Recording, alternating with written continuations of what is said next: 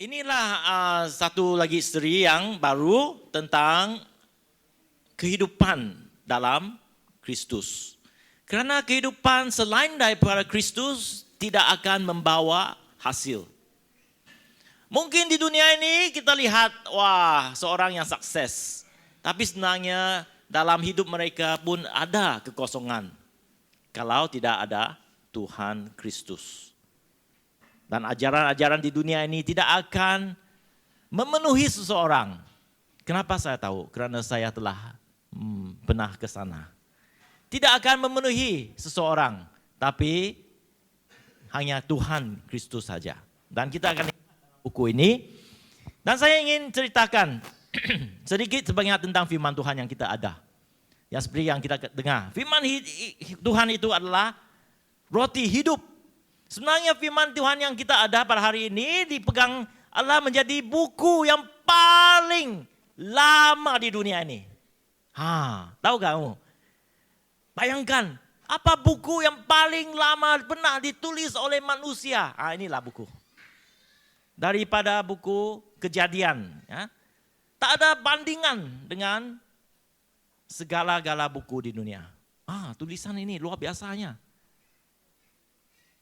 Lebih daripada 2.000 tahun, lebih daripada 3.000 tahun. Sebenarnya kalau arkeologi lihat mungkin 5.000 tahun yang lalu. Buku ini ditulis. Dan semua tulisan itu ada seorang di belakang. Ya, dia bukan ditulis secara accident. Ya. Tapi ada tujuan dia. Ada kerana, ya, kenapa dia ditulis. Semuanya ada. Dan hari ini buku Kolose juga ditulis untuk tujuan itu. Karena orang yang penulis ini adalah Paulus, ya, Rasul Paulus. Dia ada tujuan untuk kepada jemaat di gereja Kolose. Karena jemaat di gereja Kolose itu menghadapi suatu tentangan. Ingat, mereka adalah jemaat. Mereka bukan orang yang tak pernah kenal Tuhan. Mereka telah mengenal Tuhan. Dan tulisan ini sangat penting untuk kita hari ini. Karena dia adalah satu tulisan untuk membina hidup kita sebagai seorang jemaat Tuhan. Dan kita lihat, kalau tulisan ini kita faham sepenuhnya, kita akan dibina dalam Tuhan. Dan hidup penuh dengan dalam Tuhan Yesus. Oke, kita akan lihat. Dan ada 4 siri di Kristus identity kita. Kristus Tuhan kita. Kristus kabar baik kita. Dan Kristus kebebasan kita. Sebenarnya segala-galanya lah kalau kita lihat. Ya. Identiti kita. Kenapa kita harus mempunyai Kristus sebagai identiti kita? Karena tadi kita nyanyi lagu kan? Tadi lagu terakhir. Supaya saya menjadi sepertimu, seperti Tuhan, ya, seperti Kristus, ya. Tuhan kita, kabar baik kita. Tanya orang di sebelah kiri dan kanan. Apa kabar baik yang pernah kamu dengar minggu ini? Apa kabar baik? Lulus exam, itu kabar baik. Ada girlfriend kabar baik. Ada apa lagi? Ada bonus, ada angpau, kabar baik. Tapi ini kabar baik. Yesus kabar baik kita, amin. Dan keempat, Kristus kebebasan kita. Dan hari ini, kerana saya akan berkhotbah di Mandarin Church, bahasa Mandarin, gereja bahasa Mandarin nanti, saya terpaksa mereka telah melalui ini. Dan the last one is Kristus kebebasan kita. So saya akan mengikut tema mereka, Kristus kebebasan kita untuk kita hari ini, ya. Dan sebenarnya ini yang paling penting sebenarnya. Yesus kebebasan kita. The last one adalah yang paling penting untuk kita. Oke. Ini di dalam buku Kolose bab 2 ayat 6 sampai 23. Sebelum kita bacakan ayat ini, Satu perkara yang saya ingin terangkan tentang firman Tuhan ini adalah apabila ayat dituliskan oleh Paulus, ada satu perkataan yang dia guna di ayat 1. Aku mau kamu tahu betapa perasaanku bergolak keranamu. Perasaan dia bergolak. Ada sesuatu yang berlaku di sana. Menyebabkan perasaan dia konflik. Paulus tidak dapat tidur malam. Sebelum dia menulis surat itu, dia sangat-sangat tersinggung hatinya tentang umat-umat di Kolosi. Ada sesuatu yang berlaku. Oleh itu dia sangat-sangat perlu menulis surat ini. Kerana dia tahu sesuatu yang berlaku. Apa yang berlaku? Kerana umat-umat Tuhan tidak penuh Kristus. Hari ini sangat-sangat penting untuk kita ketahui. Apa itu kepenuhan Tuhan? Ya, adakah kita kepenuhan Tuhan hari ini? Kepenuhan Tuhan Yesus. Tanya orang di sebelah. Adakah kamu hari ini penuh dengan Kristus? Adakah? Kalau ada, ya, inilah kamu tahu seseorang penuh dengan Kristus. Lihat muka mereka. Ada mereka senyum. Kalau mereka senyum, ada satu kebahagiaan dalam hidup mereka.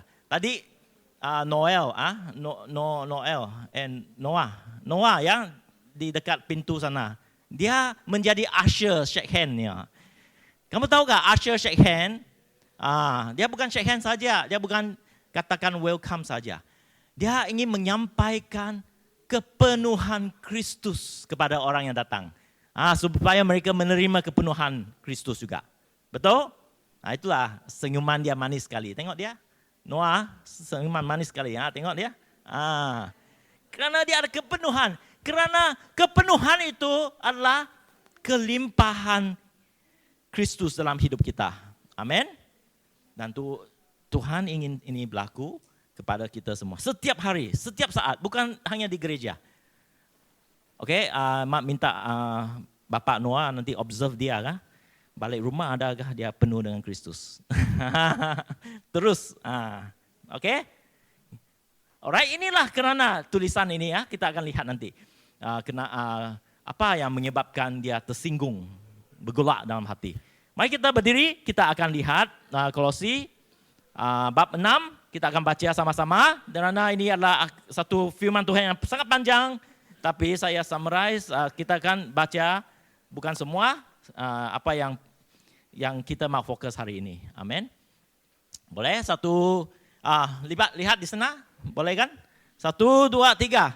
Oleh sebab kamu telah menerima Kristus Yesus sebagai Tuhan, hiduplah melangkah dalam Dia, berasas dan terbina dalamnya, serta bertapak teguh dalam iman. Sebagaimana kamu telah diajar, penuh melimpah dengan kesyukuran. Awaslah, jangan tertipu oleh orang yang menggunakan falsafah dan tipu daya dan sia-sia menurut adat manusia, menurut ajaran asas dunia, bukan menurut Kristus. Dalamnya terhimpun seluruh ketuhanan berbentuk jasmani dan kamu sempurna dalamnya dan merupakan kepala segala perintah dan kuasa. Dalamnya juga kamu telah disunatkan dengan persunatan tanpa menggunakan tangan, yaitu dengan membuangkan segala dosa hawa nafsu dunia daripada tubuhmu melalui persunatan Kristus. Okey, 16. Oleh itu, janganlah siapapun menghakimi kamu tentang makanan atau minuman, hari raya, bulan baru atau hari Sabat. Segala ini hanya bayang-bayang perkara yang datang, sedangkan yang nyata ialah Kristus. Janganlah ganjaranmu dikurangkan oleh seorang yang pura-pura bersikap rendah diri dan menyembah malaikat. Orang seperti itu berpaut dengan penglihatannya dan tanpa alasan menyombongkan dirinya dengan fikiran-fikirannya yang duniawi dan tidak berpegang teguh pada Kristus sebagai kepala. Daripadanya seluruh tubuh yang dibesarkan dan dijalin rapat dengan sendi urat bertumbuh seperti yang dikehendaki oleh Allah.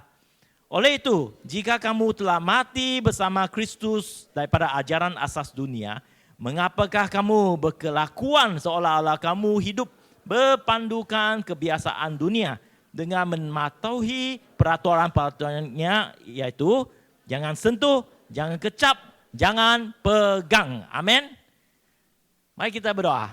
Tuhan, kami serahkan firman-Mu agar firman-Mu akan membina kehidupan kami. Agar kami akan makan roti hidup ini dan dipenuhi dan dilimpahi oleh kebaikan. Pada hari ini kami serahkan semua yang ada. Pakailah hamba-Mu untuk menyampaikan firman secara efektif. Dalam nama Yesus kami katakan amin. Amin. Silakan duduk. Amin. Kalau kita lihat tadi ya, scroll to the verse yang kita baca ayat 6 ya. Saya ada highlight banyak tunjuk ya, saya highlight ini. Yang dalam hitamnya sebenarnya Yesus mengatakan semua segala-galanya harus berada dalam siapa? Dalam Yesus. Dalamnya. Berapa kali dia cakap? Dalamnya. Dalam Kristus sebagai Tuhan. Segala-galanya, kehidupan kita harus dibina dalam Kristus. Oke, kita lihat kenapa. Sangat jelasnya dalam firman Tuhan di Yohanes 8 ayat 36. Ya, teruskan slide-nya. 8 ayat 36, adakah slide seterusnya? Ya, ini. Jadi apabila anak itu memerdekakan kamu, kamu pun benar-benar merdeka. Kalau kamu menjadi seorang merdeka, kamu dibebaskan daripada segala adat istiadat, segala yang tidak sama dengan Kristus di dunia ini. Free, kata orang, saya ada freedom. I have freedom. Kalau kamu ada dengar berita selama ini tentang kedudukan negeri kita atau wilayah kita, siapa sini mengikut perkembangan tentang Sarawak? Ya, kamu tahu kan? Freedom itu sangat penting ya. Hak itu sangat penting ya. Hak minyak itu sangat penting. Karena mengisikan. Kalau kita tidak tahu kebenaran tentang kemerdekaan yang kita ada, kita akan diperbohong. Di dunia ini juga sama, seorang Kristen. Kalau kita tidak tahu tentang kemerdekaan Tuhan yang telah menang untuk kita, kita akan terbohong dalam dunia ini oleh iblis. Kita tidak akan ada keyakinan diri. Yang penting kita masih terikat. Tidak ada keyakinan untuk melakukan. Kalau Tuhan kata, kamu dilahir untuk sesuatu yang besar, kamu tidak ada keyakinan. Oh Tuhan, apa tuh maksud? Tengok keadaan saya, tuh kecil saja. Saya bukan orang yang luar biasa, biasa-biasa. Karena semua ini adalah tentang keyakinan kita. Kita belum lagi merasa kemerdekaan Tuhan. Tapi apa yang dikatakan oleh Yesus, pencuri datang untuk mencuri. Iblis datang untuk mencuri keyakinan kita. Anak-anak, banyak hari ini anak-anak. So ini sangat-sangat penting untuk kamu. Jangan biar iblis mencuri keyakinan kamu. Membunuh, membinasa kehidupan kamu. Apa yang dia seterusnya? Tetapi Yesus datang supaya manusia mempunyai hidup, bahkan mempunyai hidup yang berlimpah-limpah. Amin. Bukan hidup saja. Bukan hanya makan, minum, pergi sekolah, pergi kerja. Siapa sini rasa hidupnya, setiap hari bangun bekerja, apa maksudnya hidup ini? Ini hari ini Tuhan ingin kita bukan hanya hidup di dunia ini, tapi hidup berkelimpahan. Katakan kepada orang di sebelah, saya ingin hidup berkelimpahan. Inginkah kamu? Yes, saya juga ingin hidup kelimpahan. Dan satu perkara yang hanya dapat menjamin kita hidup berkelimpahan adalah siapa? Aku datang. Yesus saja. Yesus saja. Tuhan Yesus saja. Amin. Tapi kenapa masih kita tidak rasa begitu? Ini soalan yang sangat besar. Kenapa saya hari ini, saya duduk di sini, masih aku tidak rasa hidup berkelimpahan? Ya, kerana fokus. Tengok slide yang selepas tu. Awasi fokus kita.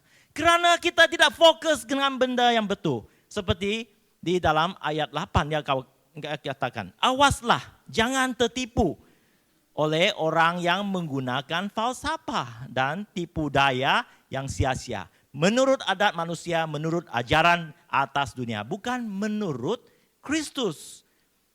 Kita masih tertipu dalam dunia ini dengan ajaran falsafah. Kadang-kadang falsafah Kristian dicampur adukkan dengan falsafah dunia ini. Kamu tahu kah? Ya. Sampai kita terlupa apa yang penting yang menjadi agama. Nah, nanti kita akan tunjuk. Kenapa orang Kristian itu salah fokus? Saya akan tunjuk satu video. Video ini sangat menarik.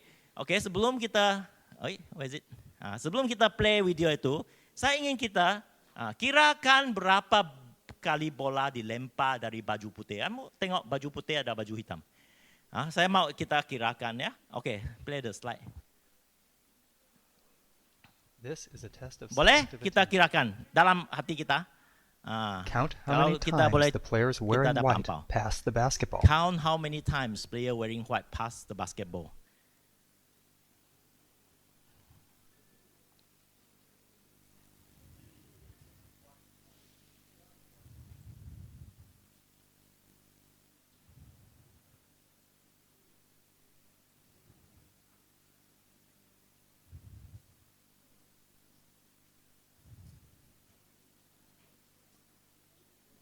Okay, stop video.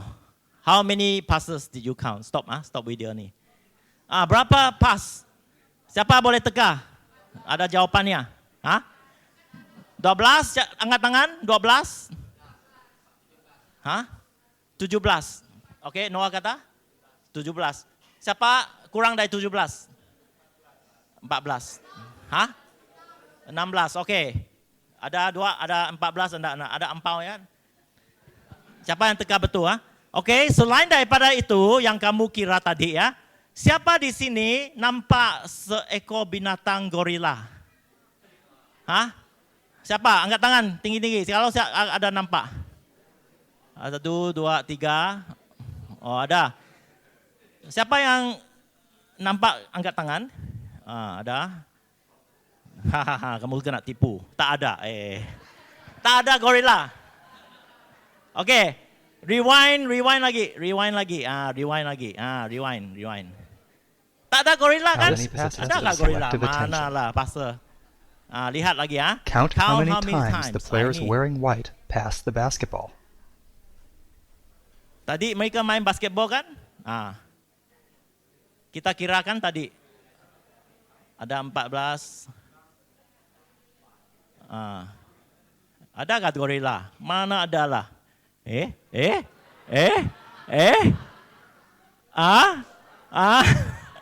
Ada gorila. Siapa nampak gorila? Ya. How many passes did you? Okay, stop nah. Ya, sebenarnya counting itu adalah tipu hela saja. Mungkin ada 16 lah, saya tak kira. Tapi yang penting perhatian kita. Perhatian kita ada gorila. Adakah satu yang aneh itu keluar? Tapi semua orang kira saja. Semua orang cakap, kenapa ada gorila? Ada yang nampak gorila kan? Siapa yang tidak nampak? Senyum-senyum sajalah, tidak nampak. First time aku pun tak nampak. Betul, first time aku tak nampak. Tapi Memang ada gorila di situ. Poin yang saya ingin terangkan adalah fokus kita. Sebenarnya fokus itu sangat penting. Kenapa kita tidak nampak gorila itu? Karena kita fokus kepada benda yang sebenarnya mungkin terjadi di dunia ini. Ya, teruskan ya slide. Fokus kepada gangguan. Jadi kita tengok gangguan itu apa? Lempar bola itu. Ya, kita dikatakan mengira lemparan apa yang boleh dilambangkan. Kenapa kita miss out? Umat-umat Kristen miss out. Yang penting, karena kita mengira lemparan peraturan agama. Betul? Lemparan pengalaman rohani kita. Berapa kita rohani tidak? Mengira lemparan penampilan rohani. Kita menjadi kudus bila kita pakaian seperti pastor. Ada macam ni collar. Ada putih-putih situ kan. Lemparan itu bukan bagaikan gangguan sehingga terlepas pandang Yesus di firman Tuhan. Sebenarnya tadi saya katakan, firman Tuhan ini ditulis yang terlama di dunia ini. Sebenarnya semua firman Tuhan mengandungi Tuhan Yesus. Perhatikan. Dalam buku Kejadian, Tuhan Yesus ada di sana. Buku Pengeluaran, Exodus, Tuhan Yesus ada di sana. Sangat penting untuk kita. Oleh itu pada hari ini, kehidupan yang penuh dengan kelimpahan hanya terjadi apabila kita fokus kepada benda yang betul. Oke, kita lihat terusnya. Fokus, kenapa kita terganggu? Oke, agama hanya membuat kita merasa penuh tapi kosong. Agama. Saudara-saudari, kalau kita datang hari ini, kita tidak ada agama di sini. Kita datang ke sini, Kristus tidak membina agama Kristen. Kristus membina perhubungan dengan kita. Amin. So oleh itu saya tidak ingin kita semua ada anggapan agama itu. Ya, seperti yang dikatakan oleh firman, oleh itu janganlah siapapun menghakimi kamu tentang makanan atau minuman. Apa itu agama? Masa land. Siapa ni pernah datang daripada gereja mungkin Katolik kah apa? Mak saya tanya saya, gereja kamu ada land kah? Saya kata, adalah. Masa kita ambil masa untuk merenung kepada firman Tuhan, itu land. Land itu bukan satu peraturan, ya. Kadang-kadang agama itu membawa kita melakukan peraturan. Masa land untuk menjadi agama itu apabila kita harus kata, masa inilah masa untuk kita berpuasa, tidak makan sesuatu makanan. Ini menjadi satu peraturan. Kalau kita tidak lakukan, ini menjadi satu dosa.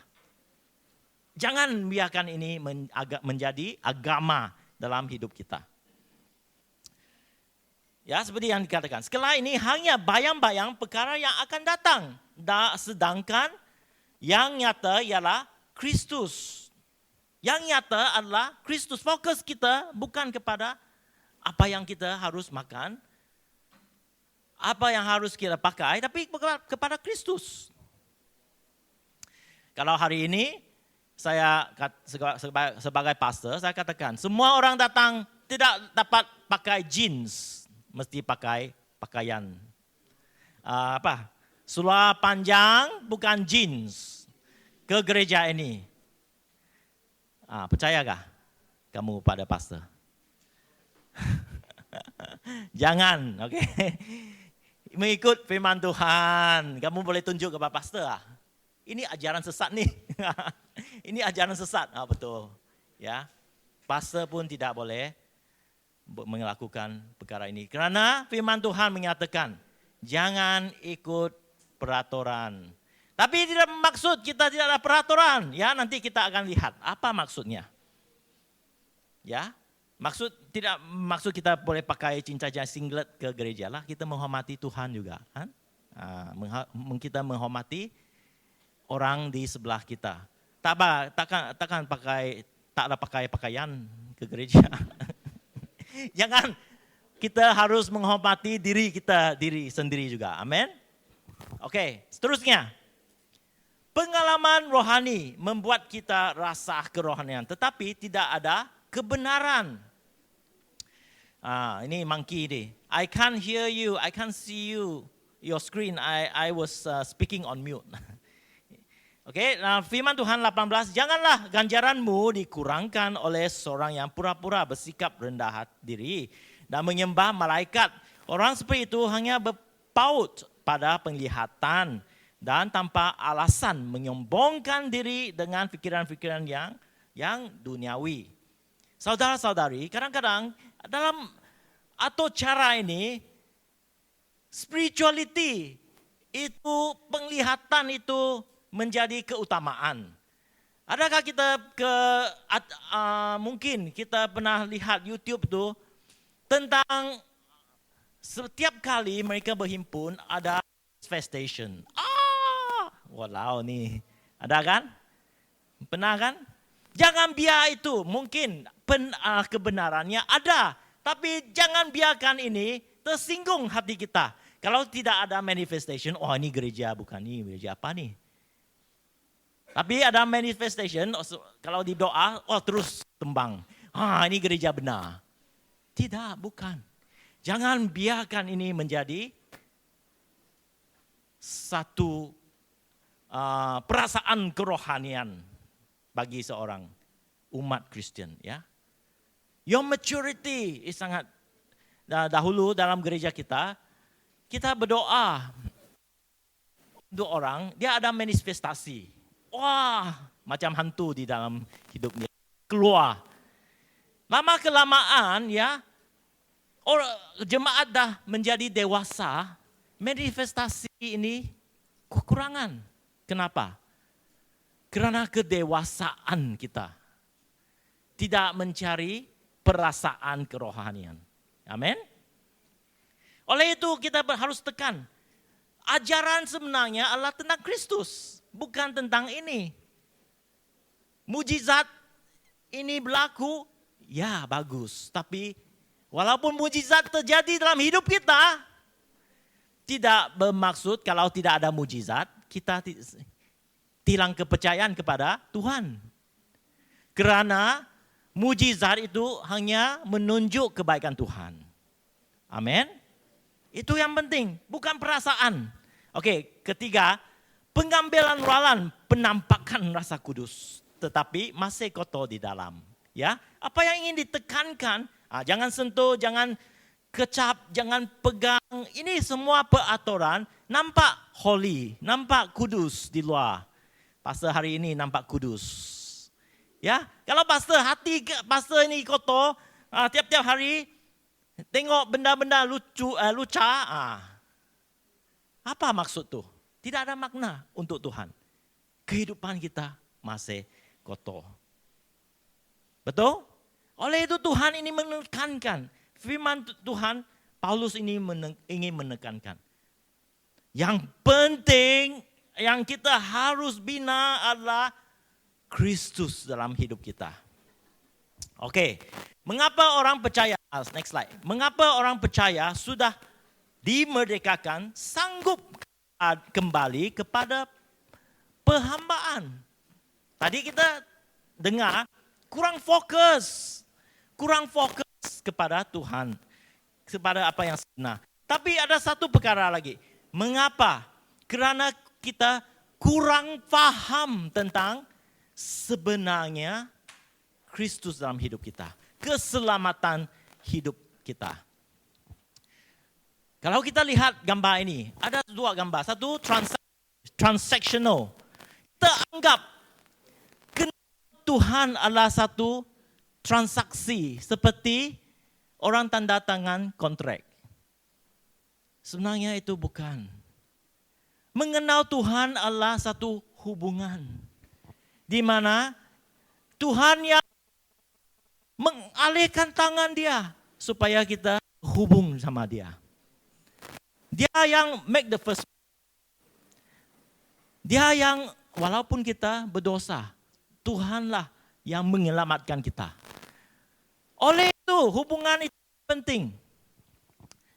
Di dalam firman Tuhan, oleh sebab kamu telah menerima Kristus Yesus sebagai Tuhan, hiduplah melangkah dalam Dia. Hubungan kita bukan satu transaksi dengan Tuhan. Oh Tuhan, hari ini lakukan benda ini. Saya harap kamu sangat yakin pada saya sebagai seorang Kristen. Bukan begitu. Tuhan telah ada keyakinan dalam hidup kamu. Hari ini kamu harus menjadi Tuhan sebagai keyakinan hidup kamu. Amin. Maksudnya, walaupun kita tidak sempurna, Tuhan masih menganggap kamu anak Dia. Bayangkan seorang bapa. Saya seorang bapa. Walaupun saya melihat banyak perkara yang tidak sempurna dalam anak saya, kalau kamu letak mereka ketiga, mereka akan selalu memaki satu sama lain, berbohong. Dan ini, kadang-kadang pala pening tengok anak-anak. Tapi saya sebagai bapak masih mengasihi anak-anak. Kamu tahukah, Tuhan sama seperti bapak.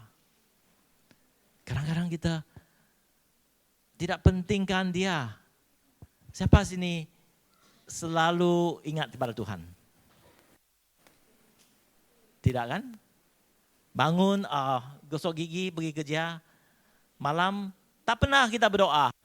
Masih Tuhan pentingkan kamu. Karena inilah hubungan antara kita dengan Tuhan. Dan hubungan itu penting. Kalau yang menjadi satu transaksi, kita akan menjadi orang yang akan cari Tuhan. Ada masalah.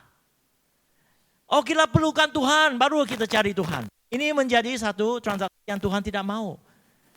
Tuhan ingin kita selalu ada hubungan dengan Dia. The secret is the relationship. Amin. Katakan kepada orang di sebelah kiri. Hubungan dengan Tuhan.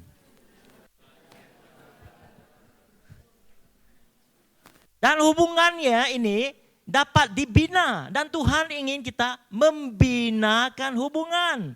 Suami istri, betul?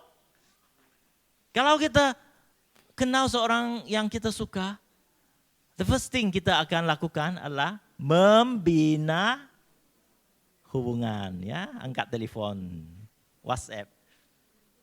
Betul anak-anak muda? Ya, kita orang tua sudah tahulah cara kita lakukan. The experience lah. Mungkin orang muda seperti Noah. Ini perkara baru nih. Ini bina hubungan, ya. Semua relationship is built on hubungan. Has to be built up. Kalau tidak, hubungan antara suami istri, kadang-kadang kita, ini kebenaran. Kalau kita tidak membina hubungan itu, dia akan makin hari makin jauh. Betul? Walaupun kita berdekat, kadang-kadang perempuan lebih sensitif. Dia akan tanya, di mana kamu ada? Di mana kamu sekarang? Laki ya, kurang paham. Aku dekat kamu, sebelah saja. Bukan. Aku rasa jauh. Tidak. Sebelah saja. Tidak masuk akal ya. Ini sebelah saja. Mana jauh? Dia maksudnya hubungan, ya. Ada hubungan dah menjadi jauh, ya. Itu yang terjadi kalau kita tidak melakukan apa yang patut. Hubungan kita dengan Tuhan sama juga. Oleh itu ada 4 perkara yang Tuhan ingin kita bina dalam hubungan kita dengan Dia. Supaya kita ada kepenuhan dalam dia, kelimpahan hidup bersama dia. Oke, apa itu 4 perkara? Dalam Kolose 2:7 ya, berasas dan terbina dalamnya serta bertapak teguh dalam iman sebagaimana kamu telah diajar penuh melimpah dengan kesyukuran. Nah, inilah the most important verse dalam buku Kolose. Asas pembinaan. 4 perkara yang harus ada dalam hubungan kita. Mungkin hubungan kita sama suami istri, hubungan kita sama ibu bapa, tapi yang penting hubungan kita sama Tuhan. 4 perkara. Oke, apa kita lihat? Perkara pertama, berakar dalam mengetahui firman Tuhan, ya. Berasas atau berakar. Kalau kamu belajar sebagai engineer, seperti brother Kilat, engineer, kamu tahu asas sebuah rumah itu sangat penting. Asas, the foundation. Kamu tengok, civil engineer, kamu tahu kan? What is this? Asas tapak itu sangat penting. Mesti ada konkret, mesti dalam, ada paling. Kalau tidak, hujan datang, macam di Sibu itulah. Shop lot itu runtuh. Shop lot itu runtuh. Karena asas tidak ada. Dia tidak asas. Apa asas? Tadi saya kata, jangan ikut agama. Tidak bermaksud kita tidak membaca firman Tuhan. Amin. Kita melakukan membaca firman Tuhan, datang ke gereja, ada tujuan dia. Bukan ikut agama, tetapi ingin memiliki hubungan dengan Tuhan. Amin. Itu perbezaan dia. Adat itu kita lakukan, even robot boleh lakukan adat. Sekarang AI ya, dia boleh datang ke gereja. Apa yang kita lihat? Robot can buat semua perkara. Tapi dia tak ada asas. Dia tak ada hubungan dengan Tuhan. Apa yang lagi dia lakukan? Hanya sia-sia saja. Yang kita penting adalah ada hubungan. Saya ingin membaca firman setiap hari kerana ingin memiliki hubungan. Itu asas. Ya, saya mau datang ke semua aktiviti gereja kerana ingin mengenal Tuhan. Itu asas. Saya mau melayani kerana saya cinta kepada Tuhan. Build a strong foundation dalam firman Tuhan. Biarlah kehidupan kita, asas ini menjadi kehidupan kita setiap hari. Kedua adalah, lepas kita bina asas, saya masih ingat ya, camp muda-mudi, apa yang kita katakan? Rooted. Siapa yang shout? Are you rooted? Mana dia? Apa lepas tu? Yes. Rooted in who? Jesus. Who? Jesus. Jesus. Jesus. Amen. Anak-anak muda, you are rooted. Masa saya 16 tahun, 18 tahun, saya kenali Tuhan masa tu. I was rooted in Christ. Saya pergi gereja, saya sangat-sangat suka pergi gereja. Tapi apa yang berlaku? Walaupun saya rooted, tapi saya tidak membina karakter, saya roboh. Kerana bila saya ke KL, walaupun saya ke gereja, saya masih mempunyai karakter yang bukan seperti Kristus. Malam-malam saya pergi pub. Saya bergaul dengan kawan yang tak senonoh. Pergi jumpa benda-benda yang tak bagus. Karakter ni rooted, yes, but karakter tidak ada. Macam bangunan, ada foundation tapi tidak dibina. Tidak ada dinding. Tuhan ingin kita membina bukan hanya foundation firman Tuhan. Karakter kita. Apa itu? Karakter hidup saya adalah penting kerana saya mempunyai identiti sama dengan Tuhan. Yesus. Jadilah hidup kita, karakter kita seperti Yesus. Saya tidak ingin melihat benda lucah kerana saya menghormati diri saya sendiri. Amin. Saya menghormati diri saya sendiri. Saya tidak ingin berbohong, menipu, mengambil rasuah kerana saya ada Tuhan. This is character. Kita harus bina dalam hidup kita. Amin. Kalau kita bina karakter ini, semua kelimpahan. Kalau sebagai majikan ya, saya sebagai majikan, apa yang saya lihat?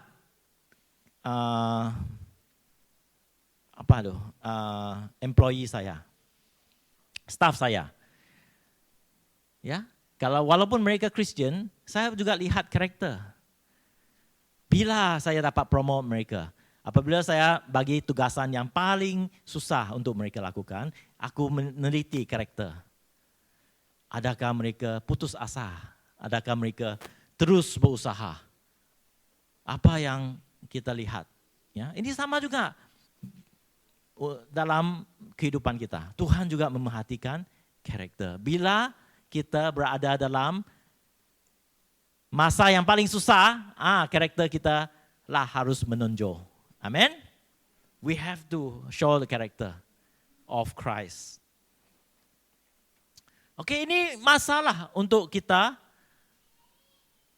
memanggil Tuhan menolong. Ya, jangan lupa Tuhan ada di sana untuk menolong kita. The Holy Spirit is there to help us to build our character.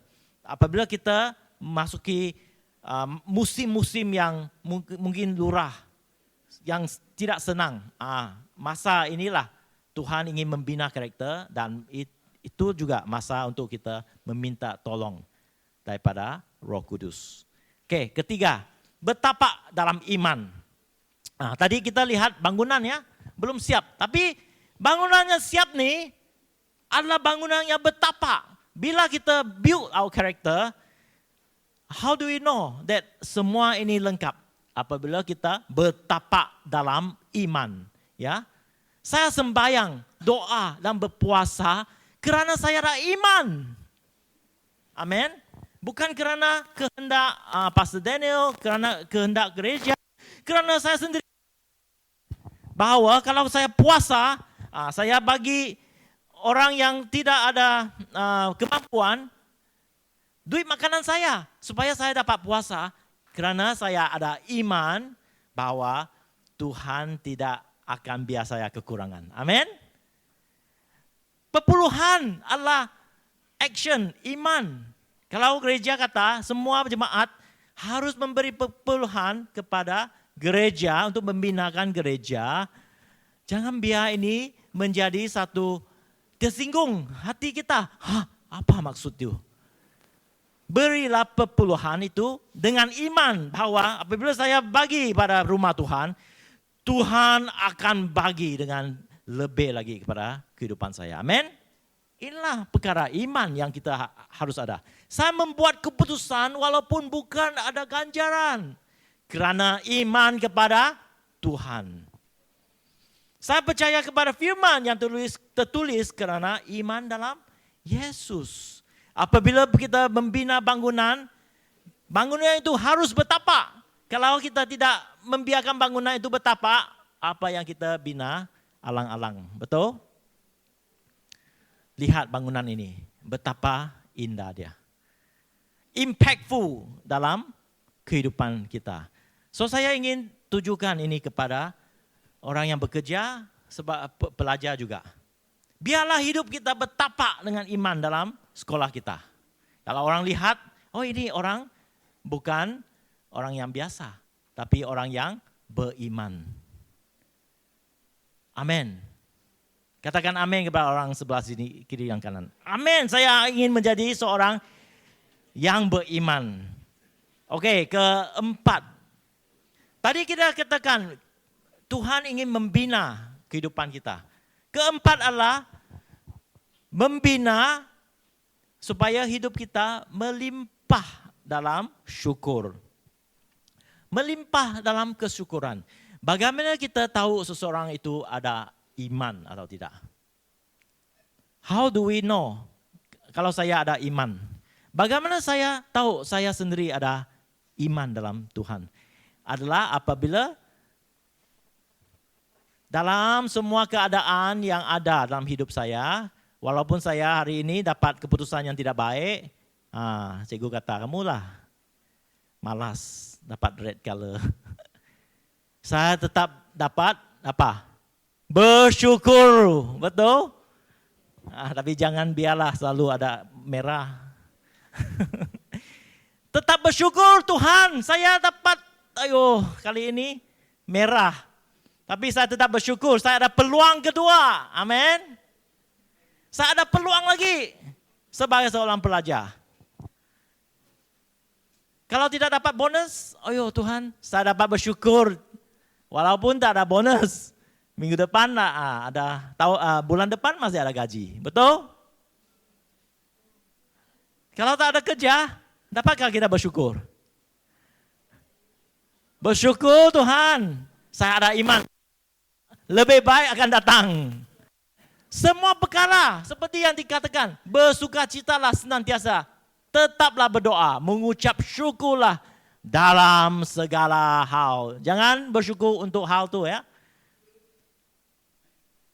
Jangan bersyukur untuk hal yang tidak baik, tapi bersyukur dalam. Maksudnya kalau kita ada masalah kesehatan, kita tetap bersyukur, Tuhan, kamu masih penolong saya. Saya tetap masih dapat percaya penyembuhan yang akan datang. Amin. Itulah kesyukuran, saudara-saudari. Itulah yang menampakkan iman kita yang luar biasa dalam hidup kita. Itulah yang menyebabkan kita berlimpah-limpah dalam hidup. Bila kita menghadapi masalah. Oleh itu pada hari ini, saya ingin kita dibina seperti bangunan yang mempunyai asas firman Tuhan. Yang mempunyai dinding yang bentukkan, dia dibina. Yang mempunyai, yang bertapak seperti sebuah rumah yang lengkap dalam hidup kita. Yang seperti berlimpah dengan kesyukuran. Apabila kita mempunyai kesemua ini dalam hidup kita, kelimpahan Tuhan akan terjadi dalam hidup. Amin. Inilah yang saya sendiri experience. Sebagai seorang pastor di sini, saya melihat kelimpahan Tuhan terjadi dalam hidup saya. Saya tidak takut kalau tidak ada mungkin kekurangan bulan ini. Saya tahu bahwa Tuhan tetap ada. Dia akan melimpah. Dan saya tidak pernah kekurangan karena saya merasai kebaikan Tuhan karena semua yang telah dibina dalam hidup saya. Dahulu sebelum saya masuk gereja pengharapan, ini kebenaran ya. Saya pernah berpikir, berapa lama saya akan menjadi seorang Kristen? Karena saya melihat banyak kali jemaat-jemaat Tuhan selepas 2 tahun hilang. 3 tahun hilang. Kenapa? Saya mempunyai pertanyaan begitu. Adakah saya akan hilang? Dan kalau saya tahu saya akan hilang dari gereja kepada dunia, sia-sialah. Kenapa saya mau ikut in the first place? Betul? Tetapi bila kebenaran ini diberikan dan kita bina kehidupan kita dari tapak bina bangunan ini bertapak, kita akan melihat kelimpahan Tuhan. Oleh itu pada hari 20 tahun saya melayani Tuhan, tidak pernah saya merasa begitu selepas itu. Karena Tuhan tetap setia. Hubungan kita dengan Tuhan dikekalkan. Bukan kerana aturan-aturan agama. Bukan kerana perasaan. Bukan kerana apa yang kita nampak di luar. Tapi apa sebenarnya di dalam kita. Amin. So hari ini saya ingin kita berdiri. Ya, ada satu Mazmur ya. Mazmur 143 ayat 8 yang saya ingin bacakan untuk kita. Supaya kita dapat setiap pagi ya, yang Tuhan ingin kita. Setiap pagi ingatlah aku tentang kasih-Mu. Ya. Jemaat, saya ingin kita mempunyai hati sebegini. Setiap pagi kamu bangun, kamu ingin berdoa kepada Tuhan. Biarlah Tuhan ingatkan kepada kita tentang kasih-Nya. Kerana kamu berharap kepada Dia. Amin. Hari ini keyakinan kita bukan dalam kerja kita. Keyakinan kita bukan dalam sekolah yang kita datang. Keyakinan kita tidak patut berada dalam dunia ini. Berapa ganjaran yang kamu akan dapat bulan ini? Adakah ada bonus atau tidak? Adakah ada sara hidup yang daripada government untuk kita? Adakah pension? Jangan meletakkan harapan kita kepada benda di dunia ini. Kalau ada bagus, kalau tak ada bagus juga. Kerana harapan kita, keyakinan kita haruslah diletakkan di dalam Tuhan Yesus. Oleh itu dalam firman yang kita bacakan dalam Mazmur 143, aku berdoa kepadamu, tunjukkanlah aku jalan yang harus aku tempuhi. Inilah menjadi doa kita. Tunjuklah Tuhan setiap pagi jalan yang Engkau ingin aku tempuhkan. Yang Engkau ingin aku jalani dalam hidup aku. Saudara-saudari, saya ingin kita ambil masa untuk nyanyi lagu ini yang tadi dinyanyikan tentang gunung tak berpindah. Ya. Jiwaku bertanya, apakah masih ada harapan melewati tangisan, rasa sesak di dada. Mungkin Anda merasa begitu hari ini.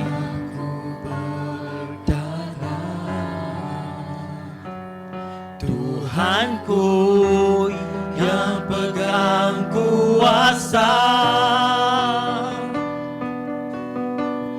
Dia selalu bekerja.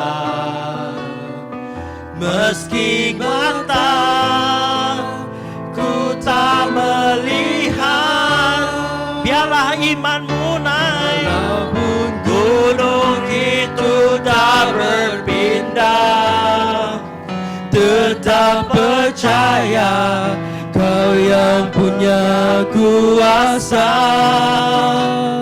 Sekalipun ku dalam lembah gelap, tak mengapa asal Kau di sampingku. Walaupun masalahku masih ada, tetap percaya rencana-Mu terindah. Pribadi-Mu takkan pernah berubah. Iman yang aku pegang padamu Tuhan, walaupun gunung itu tak berpindah, tetap percaya Kau yang punya kuasa,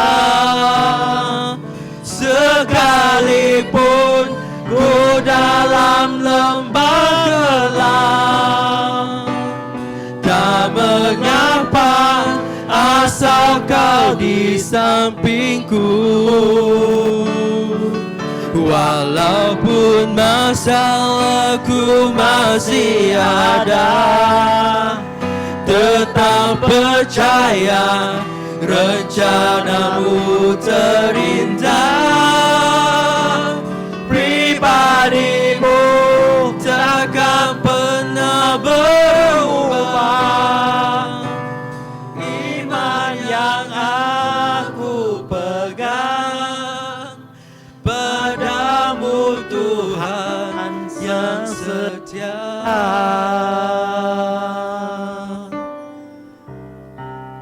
Saudara-saudari, tidak ada orang di dunia ini tidak ada masalah. Semua orang termasuk saya. Tapi saya pasti gunung yang di hadapan saya, walaupun belum lagi berpindah, tapi saya tetap bersyukur pada Tuhan. Saya tetap mengatakan kepada Tuhan, saya tahu gunung itu akan dipindah, Tuhan. Karena firman-Mu telah menyatakan, kamu percaya dan nyatakan kepada gunung itu pindah dan dia akan dipindahkan. Ini keyakinan saya terhadap Engkau, Tuhan. Saudara-saudari, biarlah ini menjadi keyakinan dalam roh-Mu, dalam semangat-Mu. Apa yang kita lihat mungkin bertentangan, tapi tak apa. Jiwa kamu, walaupun kadang-kadang kita melalui perasaan seperti dinyanyikan, jiwaku bertanya, apakah masih ada harapan? Tapi semangat kamu, biarlah semangat roh kamu bersama dengan roh Tuhan. Roh Kudus yang datang kepada engkau, saudara-saudari, jemaat-jemaat Tuhan, adalah Roh Kudus yang dapat mengalihkan segala gunung yang ada di depan kita. Apabila Tuhan bersamping dengan kita, tidak ada lagi roh ketakutan, tapi roh kekuatan, roh kasih, dan roh yang berdisiplin. Oleh itu pada hari ini, biarlah semangat kita naik seperti seorang pahlawan. Walaupun dalam lembah gelap, dia masih mengatakan, saya percaya, saya percaya, saya percaya. Mari kita ambil masa ini berdoa. Katakan kepada Tuhan, Tuhan, saya berada dalam keadaan sebegini, tapi saya masih percaya. Saya masih percaya. Kerana Engkau Tuhan yang setia. Haleluya.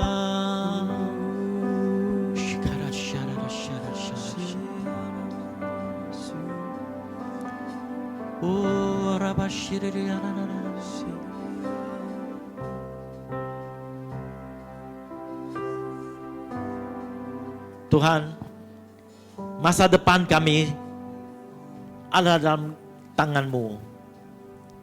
Walaupun kami tidak dapat lihat apa yang akan terjadi, tapi kami pasti hidup yang kekal, hidup yang berkelimpahan telah diberikan kepada kami.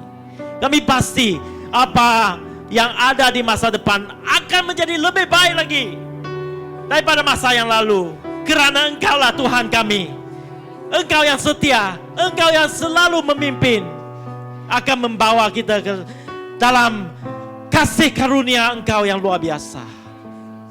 Dan pada hari ini kami ingin mempunyai keyakinan dalam Engkau Tuhan, membina kehidupan kami rooted in you, mempunyai karakter seperti Yesus, bertapak seperti sebuah bangunan yang berkelimpahan, yang memberkati masyarakat keluarga kami juga. Kami serahkan semua ini dalam nama Yesus, kami katakan amin.